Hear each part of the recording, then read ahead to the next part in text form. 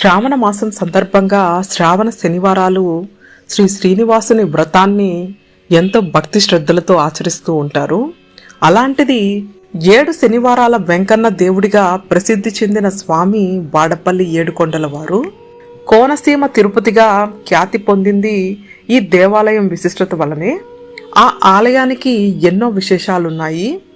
వాడపల్లి క్షేత్రంలోని మూల విరాట్ రాతితో చేయబడలేదని, ఇక్కడ వెంకటేశ్వర స్వామి రాయితో కాకుండా నల్లని చెక్కతో స్వయంభుగా కొలువై ఉన్నారని, సాక్షాత్తు నారద మహర్షి విష్ణువుకు ఇక్కడ వెంకటేశ్వరుడిగా పేరు పెట్టినట్లు చెబుతారు. వరుసగా 7 శనివారాలు క్రమం తప్పకుండా స్వామివారి ఆలయం చుట్టూ ప్రదక్షిణలు చేసి స్వామిని దర్శించుకుంటే మనసులో ఉన్న కోరికలన్నీ నెరవేరుతాయని ప్రగాఢ విశ్వాసం. అందుకే ఈ క్షేత్రానికి 7 శనివారాల వెంకన్న దేవుడిగా ప్రసిద్ధి చెందారు. శ్రీకృష్ణుడు తన అవతారం చాలించి వైకుంఠానికి చేరుకుంటారు. దీంతో ద్వాపర యుగం ముగిసి కలియుగం ప్రారంభమవుతుంది.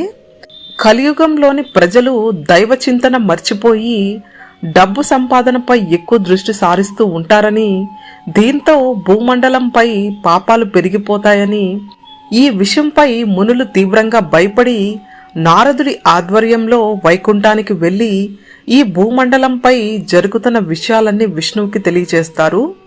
ప్రజలను చెడు మార్గం వైపు వెళ్లకుండా రక్షించాల్సిందిగా వేడుకుంటారు. దీంతో వారికి విష్ణు అభయమిస్తారు.